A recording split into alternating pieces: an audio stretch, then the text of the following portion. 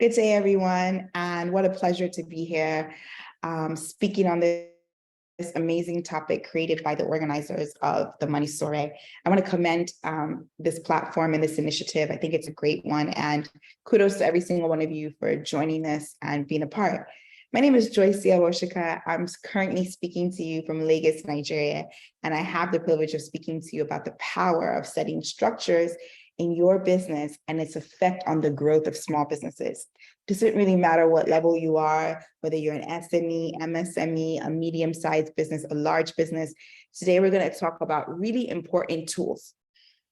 How many of you want to build a legacy business? I am certain that you would like to build a business that is going to outlive you, a business that has the ability and the capacity to essentially continue to reap benefits and continue to reap profits year in, year out, because you decided to create a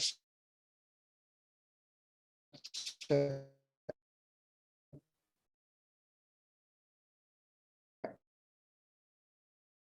right into it, to expectations, structure, tools for structure, mission, vision, values, important, and then a recap and conclusion.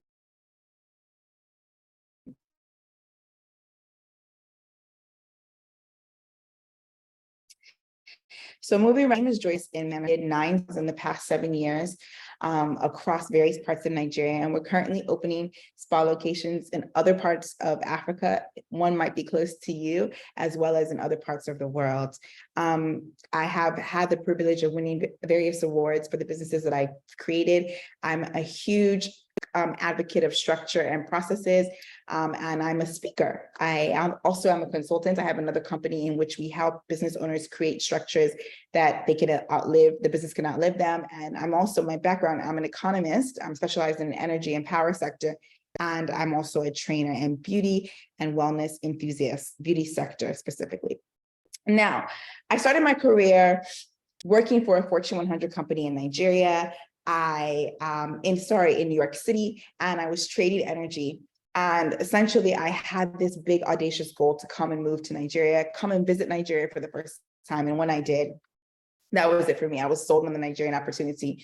I have literally built Oriki over the past 7 years, and I've also built a number of other businesses. I have 2 young boys, and I'm also married to an entrepreneur and to a politician as well.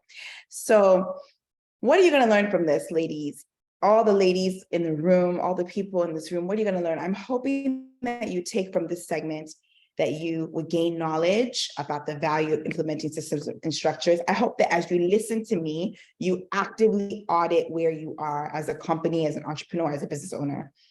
I hope that you're going to be able to develop an understanding of the tools and frameworks you need for effective business operations and sustainability. So I also want you to be able to understand common challenges that entrepreneurs face, because you're not alone. You're not in this journey alone, but when you're implementing structure and practical tips on how you overcome them. You know, business is not a sprint, it's a marathon, it's a journey. And as you learn over time, you can tweak and you can make changes that would help your business be a sustainable one.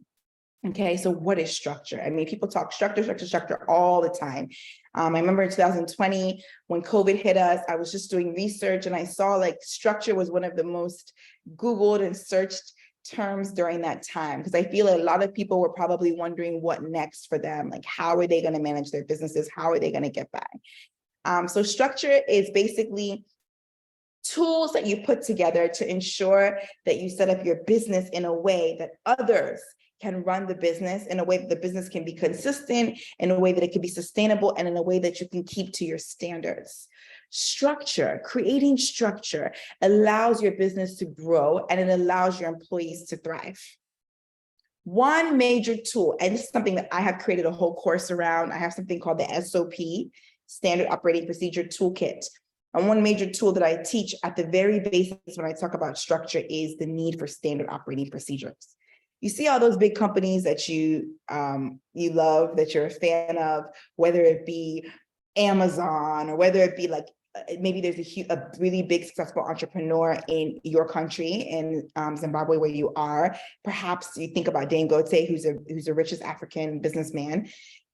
All of them could not have achieved their level of success, which includes extensive growth and increase in capacity, if they did not have structure in place.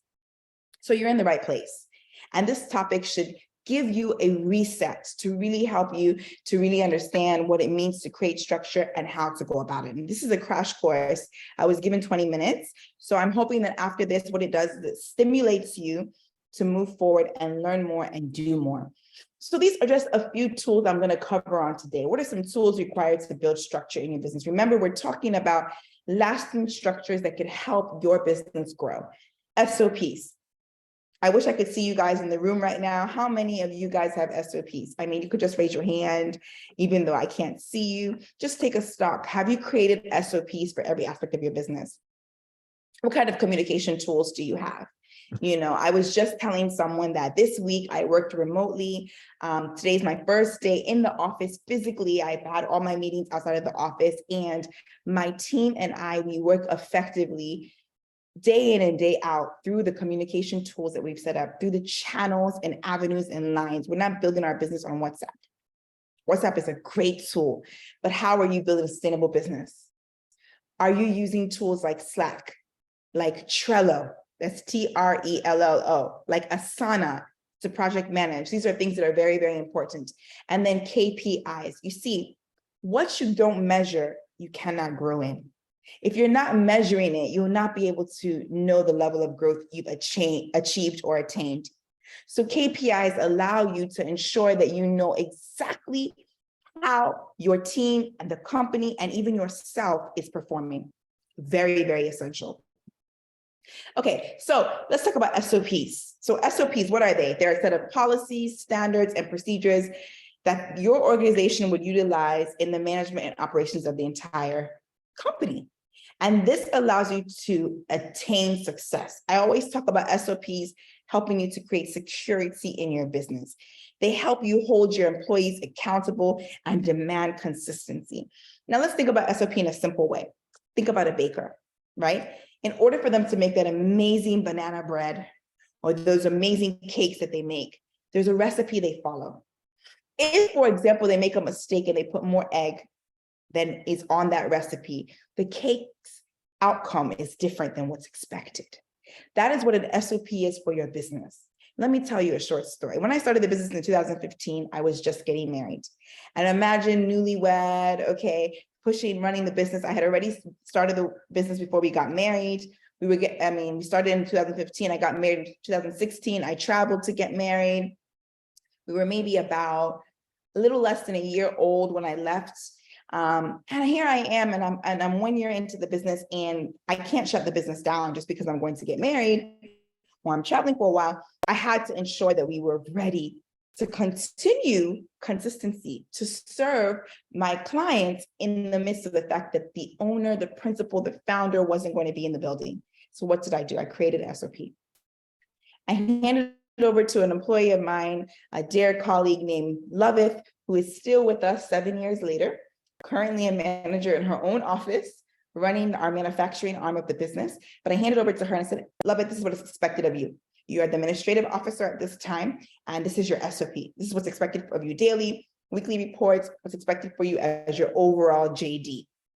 And then as I created Loveth's SOP, I then empowered her to be able to create other people's SOP because she was admin. She's worn many hats in the company. She also worked as HR for some time. So that SOP is that document that helps you to detail, okay, I have a sales rep as part of my company. What is that sales rep supposed to be doing daily?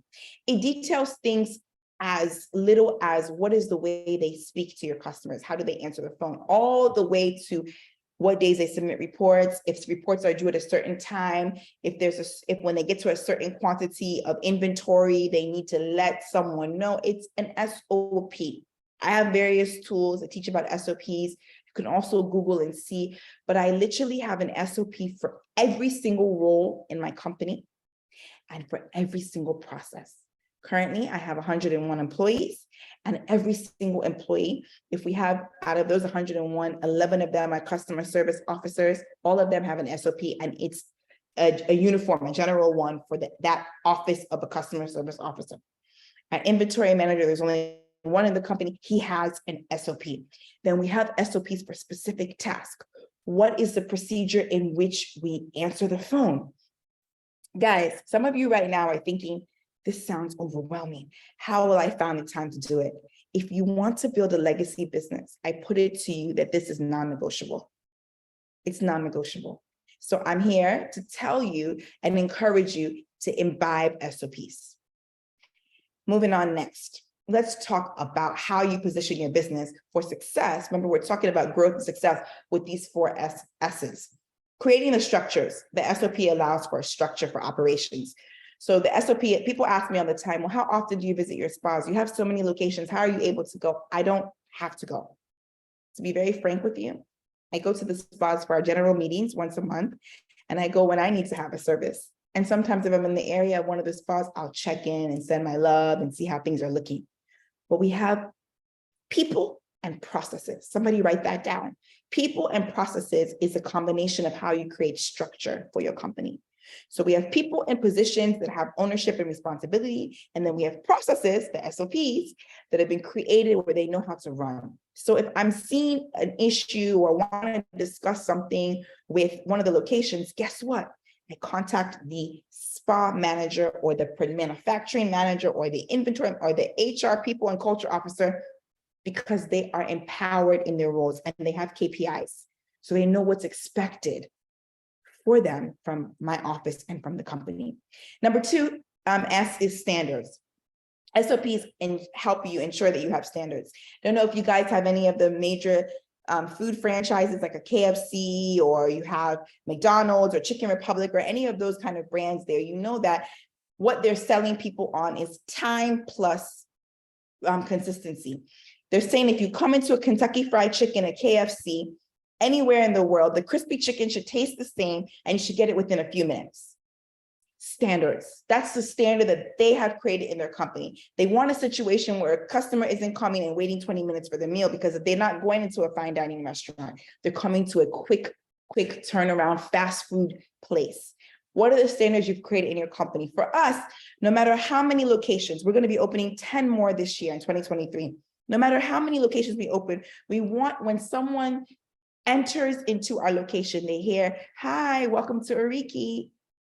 We want the fact that when a spa professional is taking someone to their room and escorting them, they say, I will be the one taking care of you today. We have a standard, a service delivery. Number 3, S, sustainability.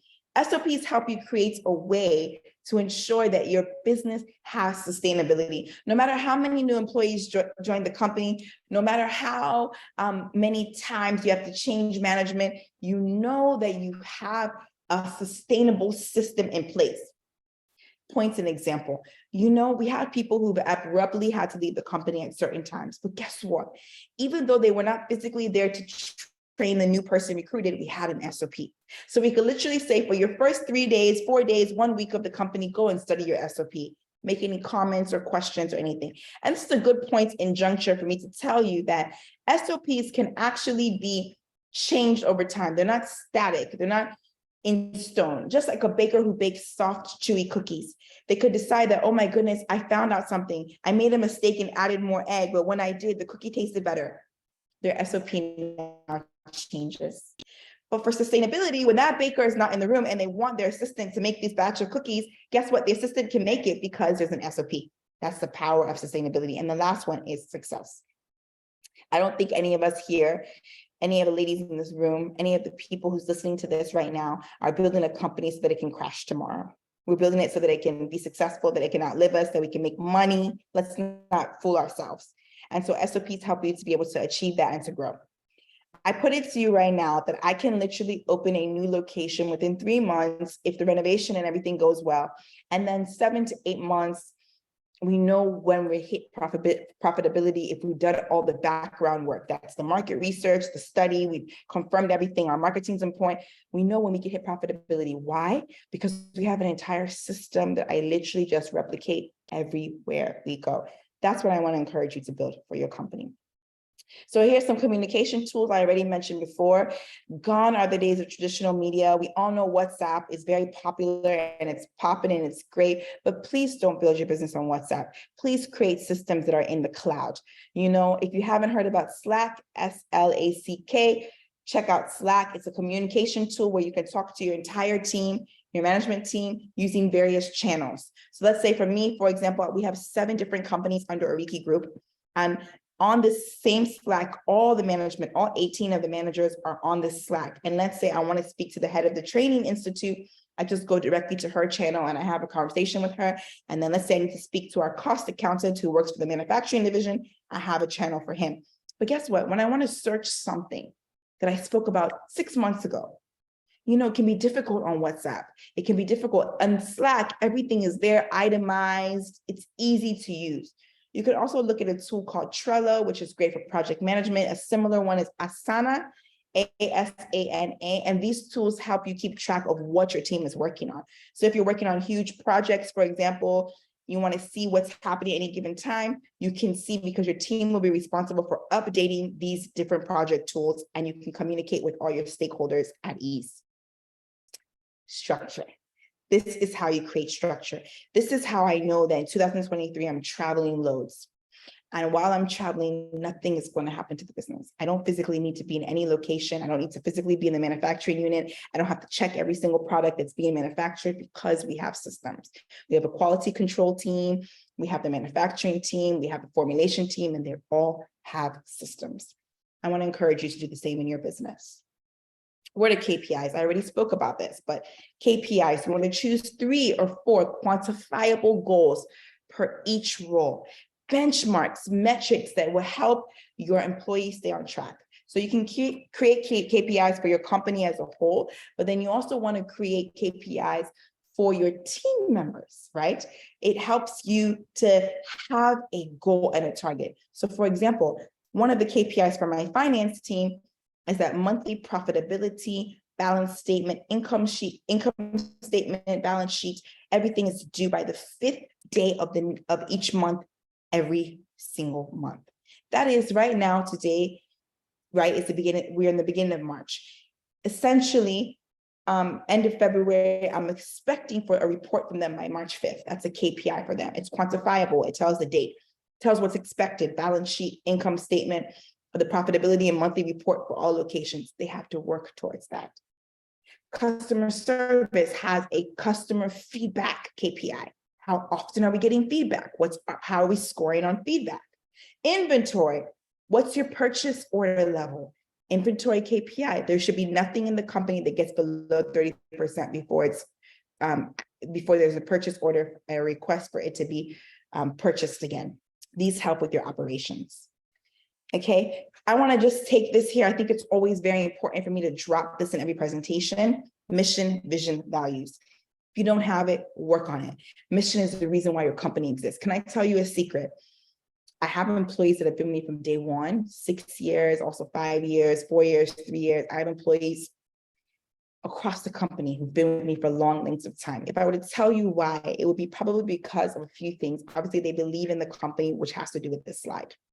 They understand what our mission and our vision is and our values. And so they're buying into that idea. Think of Apple. If you know Apple, if you're able to go to any Apple store, everyone there has a big smile on their face. I mean, I've never been to an Apple store anywhere in the world, whether it be in Europe or the US or Africa, anywhere where they don't give you a big smile, a big warm, and they say, welcome to Apple. They have a cult-like way and manner. It was only built when they understand the significance of their role in the company. My team understands why we exist. They understand our future long-term plans, and they understand our values, which are our guiding principles. Please take some time to define this and ensure that every single one of your team members memorizes it. This means that for us, even our housekeeping team, which we call spa attendants, they know our mission, vision, and values. They can repeat it. It's in their memory. and you clearly define it and make sure everybody follows along. So moving along to, you got to know what stage of business you're in. Everybody starts from somewhere. Where are you? Are you a startup? Are you, if you're a sole business owner, this is okay. It's still a perfect time to create structure. Remember what I told you? I was getting married. I was building this company. I started with product range, the personal grooming and skincare products before we went into the spa. And I was a one-man show, and I still started implementing structure. I started writing down the things I was responsible for. The next role, the first recruit I was going to make had to be administrative. I wrote down what I was expecting from that person.